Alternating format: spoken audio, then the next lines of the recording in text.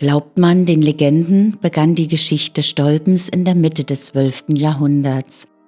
Eine erste Burganlage soll von geschrotenem Holze gewesen sein. Ein slawischer Adliger, der sich Mojko von Stolpen nannte, verkaufte die Burg 1218 an den Meißner Bischof Bruno II. Von Porstendorf. Hallo und herzlich willkommen zu meinem neuen Video. Schön, dass ihr wieder alle mit dabei seid. In diesem Video erfahrt ihr, wie die Burg Stolpen sich von der Residenz der Bischöfe von Meißen zum prachtvollen Renaissance-Schloss der sächsischen Kurfürsten entwickelte.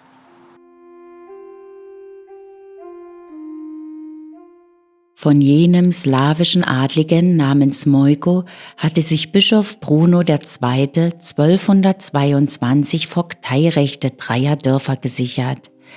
Diese Urkunde beinhaltet die erste urkundliche Erwähnung des Ortes Stolpen. Die Meißner Bischöfe holten neue Bauern ins Land und ließen die Wälder roden. Nach einer Urkunde aus dem Jahr 1227 über den Erwerb der Burg hatte sich der Bischof dafür 168 Mark Silber vom Domkapitel geliehen. In dieser Urkunde wird die Burg Stolpen das erste Mal gesichert genannt. Der Stolpen blieb fast 350 Jahre in den Händen der Bischöfe.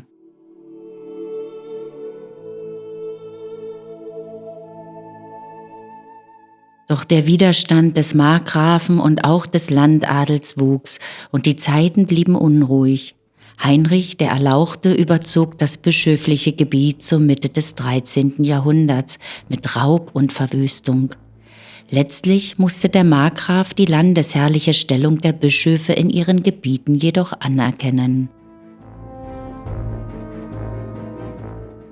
Der Herrschaftsanspruch der Bischöfe brachte sie auch in Konflikte mit eingesessenen adligen Lehnsnehmern. Manche adlige Familien wanderten nach Schlesien ab, andere suchten die offene Konfrontation und besetzten die Burg Stolpen.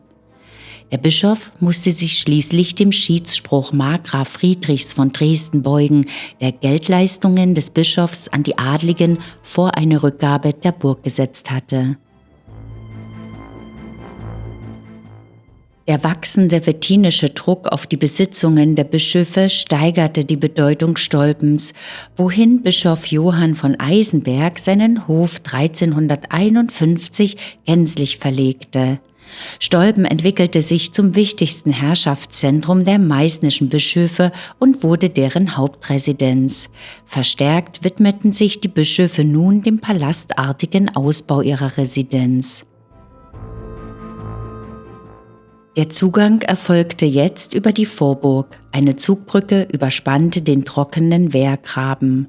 Auch der Kapitelsturm ist in jener Zeit entstanden. Aus dem alten Torhaus entwickelte sich der Siebenspitzenturm. Der Seigerturm wurde ebenfalls im 14. Jahrhundert erbaut. Insbesondere der Neubau der Kapelle auf vorhandenen Kellergewölben und deren prächtige Ausstattung mit mehreren Altären sowie ein grundlegender Neuaufbau des gotischen Hochschlosses sind prägend für diese Zeit. Die den heiligen Erasmus und Barbara geweihte Kapelle brachte durch Wallfahrten, Stiftungen und Ablässe reiche Einkünfte. So ließ zum Jahre 1355 der amtierende Bischof Johann von Eisenberg das schon früher errichtete und inzwischen vernachlässigte Kapellchen neu bauen. Bei dieser Gelegenheit reformierte er den Gottesdienst und ordnete die Einkünfte des Kaplans.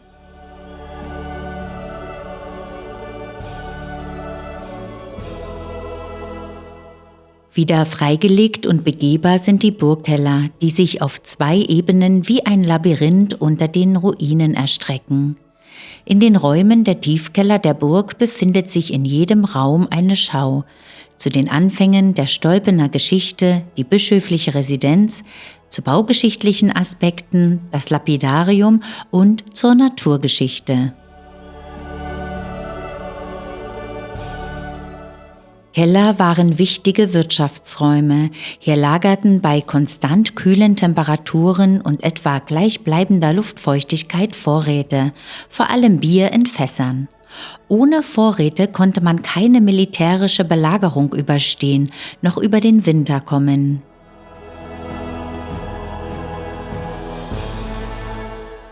1429 erfolgte die erfolglose Belagerung durch Hussiten, welche die Ansiedlung niederbrannten. Seit der Mitte des 15. Jahrhunderts wurde der bischöfliche Hauptsitz Stolpen weiter ausgebaut und modernisiert. Das neue Hochschloss entsteht unter Bischof Johann V. von Weißenbach als repräsentativer spätgotischer Bau. Bischof Johann V. von Weißenbach war ein Vertrauter der wettinischen Herzöge und galt als sehr baulustig.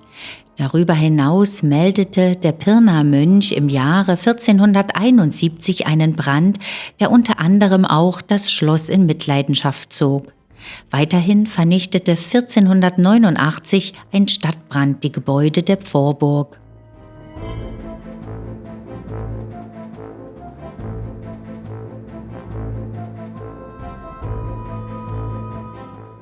Neu errichtet wird zu dieser Zeit nach den Bränden neben dem neuen Hochschloss auch der Schösserturm und das Hauptportal mit einer Zugbrücke. Unter Bischof Johann von Sallhausen wird 1509 schließlich noch der Johannisturm und in den weiteren Jahren das gewaltige Kornhaus fertiggestellt. Bischöfliche Urkunden sprechen in dieser Zeit schon vom Schloss Stolpen. Das Lapidarium zeigt Werksteinfragmente aus Gotik, Renaissance und Barock, die überwiegend bei der Brunnenberäumung wieder ans Tageslicht gekommen sind, darunter 2 Gewölbeschlusssteine der Burgkapelle.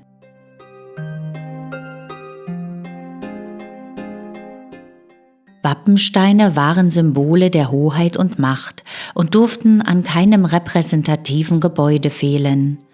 Schlusssteine wurden zumeist reich verziert. Die Zeichnung aus dem Jahre 1762 zeigt das Gewölbe der Schlosskapelle mit seinen 13 Schlusssteinen. 3 davon haben sich erhalten.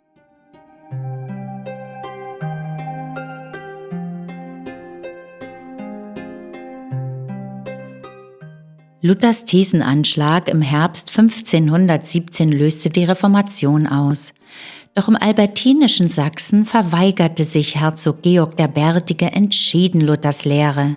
Erst nach Georgs Tod 1539 setzte sein Bruder Herzog Heinrich der Fromme die Reformation durch.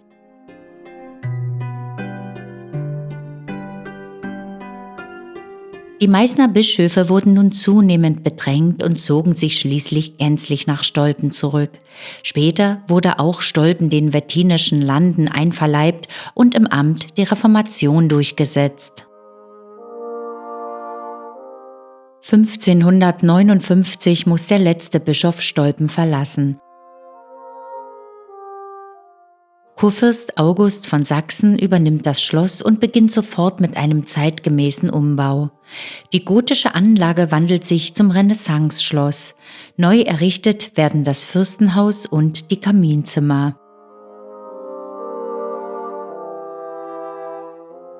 Der wehrhafte Seigerturm ist eine Gründung des 14. Jahrhunderts. Seinen Namen erhielt er von einer alten Bezeichnung für Turmuhren. Kurfürst August stockte auch diesen Turm auf und verlieh ihm seine heutige Dachform mit den Renaissance-Volutengiebeln.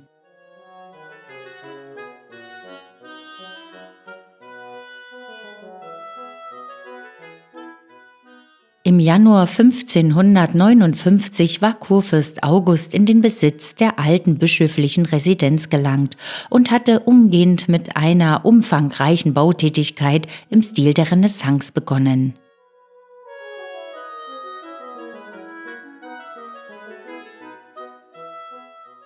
Der aus Braunschweig stammende Kupferstecher und Hofmaler Göding stand seit 1562 im Dienst des sächsischen Kurfürsten. Das Ausmalen des neu erbauten Schlosses Stolpen wurde sein erster großer Auftrag.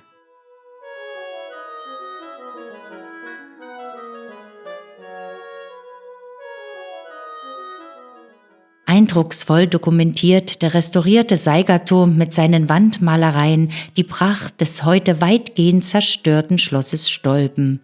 Sie sind die letzten Zeugnisse des ehemals prächtig ausgemalten kurfürstlichen Schlosses.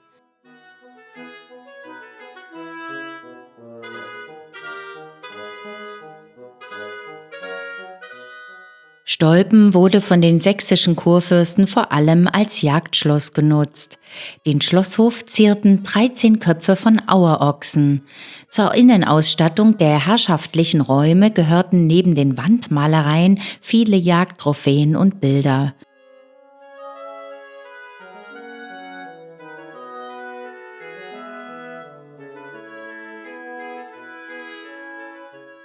Im Jahre 1614 befanden sich in 8 Räumlichkeiten 65 Hirschgeweihe, darunter ein 24-Ender im kurfürstlichen Gemach.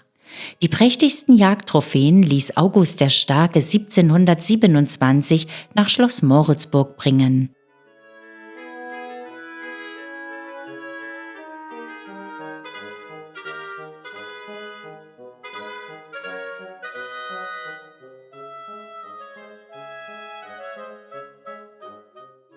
Auch in bischöflicher Zeit befand sich bereits ein Uhrwerk im Turm. Das heutige Werk aus barocker Zeit hat nur einen Zeiger. Es genügte, wenn man sprichwörtlich wusste, was die Stunde geschlagen hat. Die Schelle im Dachreiter aus dem Jahre 1562 goss der bekannte Erzgießer Wolf Hilger aus Freiberg.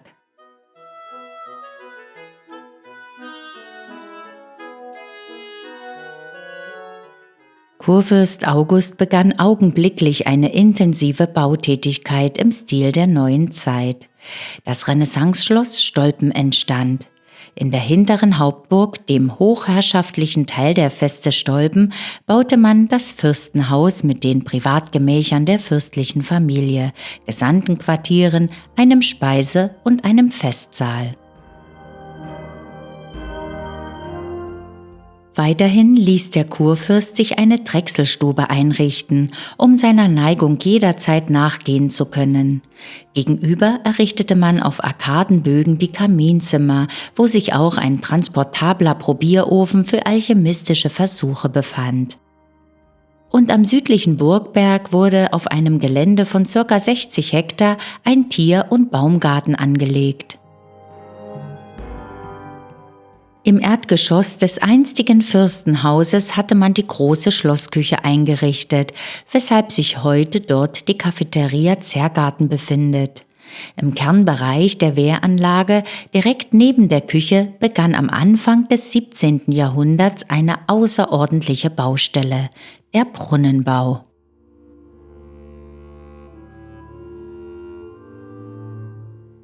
Um eine unabhängige Wasserversorgung auch im Belagerungszustand zu sichern, ordnete der sächsische Kurfürst Christian II. Den Bau eines Brunnens an. Bis zum Anfang des 16. Jahrhunderts hatte die Burg ihr Wasser nur aus Regenwasserzisternen oder von dienstpflichtigen Bauern bezogen, die Schöpfwasser aus den Bächen der Umgebung auf den Burgberg zu bringen hatten. Seit 1563 versorgte eine Wasserkunst, die als technisches Meisterstück galt, die Burg mit Frischwasser. 4 sächsische Bergleute benötigten 24 Jahre bis zur Fertigstellung des beeindruckenden Bauwerks im Jahre 1632. Im Schnitt schafften sie 1 bis 1,5 Zentimeter pro Arbeitstag. Als junge Männer sind sie aus dem Osterzgebirge nach Stolpen gekommen und sie blieben bis an ihr Ende auf der Burg. Der Stolpener Burgbrunnen ist das Ergebnis ihrer beharrlichen Ausdauer.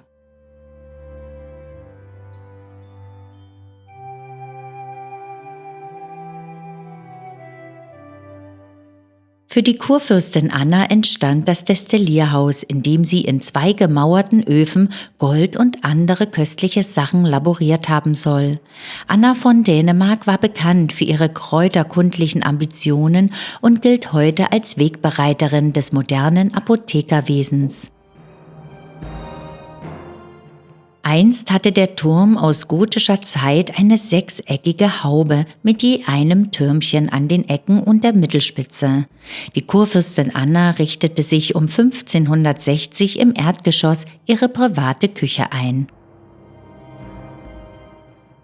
Die älteste Tochter des Königs Christian III. Von Dänemark lernte von ihrer Mutter Dorothea das Spinnen, Nadelarbeiten, Heilkräuter sammeln, Hauswesen und Landwirtschaft.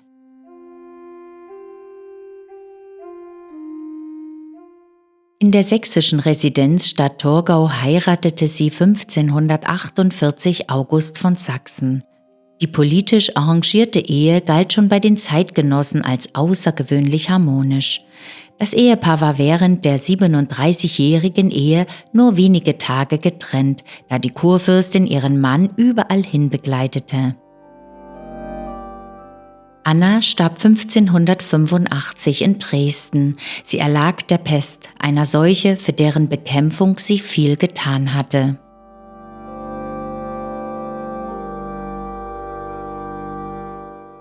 Im zweiten Burghof der oberen Vorburg fällt ein markanter Basaltaufschluss ins Auge. Der schroffe Stein bildete das Hauptbaumaterial für die gesamte Feste. Als Säulen gebrochen zeigen sich die waagerecht verbauten, überwiegend 5- bis 6-eckigen Basaltköpfe im Mauerwerk. Dahinter dominiert der Johannisturm die Szenerie, während sich rechts der Schösserturm erhebt. Mit dem Hauptportal, das durch eine Zugbrücke geschützt war, verlässt man die Vorburg und betritt die Hauptburg. Eine Doppelmauer und wiederum 2 Tore sicherten die Durchfahrt.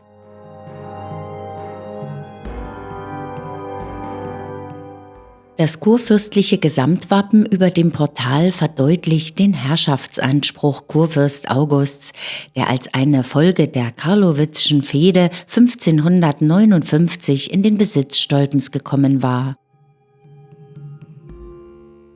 Den dritten Burghof der vorderen Hauptburg umstanden einst Wehrgänge, die den Johannis- und den Seigerturm miteinander verbanden. Eindrucksvoll steht am Fuße des Johannisturms die höchste Erhebung des geologisch anstehenden Säulenbasalts. Der 1509 unter Bischof Johann VI. Von Saalhausen errichtete Johannisturm erhielt durch Kurfürst August eine Aufstockung und der Wendelstein, der Treppenturm, wurde außen angefügt.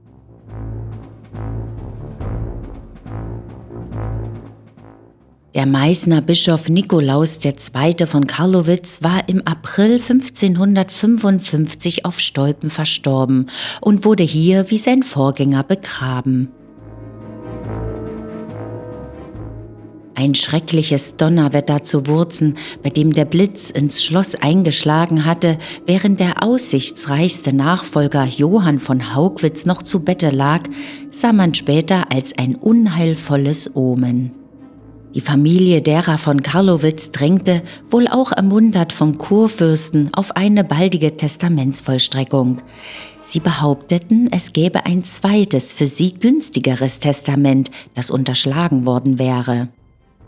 Der kurfürstliche Stallmeister Hans von Karlowitz verfasste eine Fehdeerklärung und ließ sie unverzüglich nach Stolpen zu Bischof Johann IX. Von Haugwitz bringen. Bereits einen Tag später erschien Karlowitz vor Stolpen und hätte dem Bischof nach seinem Leben gestanden. Hans von Karlowitz zog durch die bischöflichen Besitzungen. Vor Wurzen brachte er 700 Schweine auf, weswegen man diese Fehde später den Saukrieg nannte. Ein Ausfall der Verteidiger endete mit 9 Verletzten, 5 davon starben. Vor Bischofswerda sei es Karlowitz schon fast gelungen, das äußere Tor zu überwinden. Die ganze Bürgerschaft, Männer wie Weiber, hätten sich ritterlich gehalten. Eine unerschrockene und resolute Magd habe dabei einen Reiter mit einer Mistgabel vom Pferd gestoßen und sei auf ihn eingefallen, um ihn dann an den Haaren zu einem Kellerloch zu schleifen und hinunterzustürzen. Vor Stolpen ereignete sich vor Weihnachten ein weiteres Scharmützel mit 6 Toten. Erst jetzt griff der Kurfürst als oberster Schutzherr des Landes ein. Er konnte nun den geschwächten Bischof zum Gebietstausch zwingen. Stolpen wurde kurfürstlich. Die Karlowitsche Fehde war eine der letzten größeren Fehden Sachsens.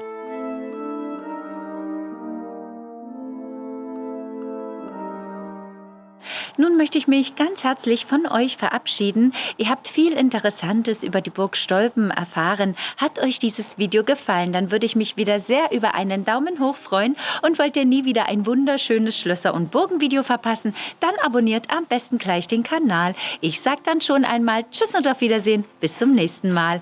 Tschüss!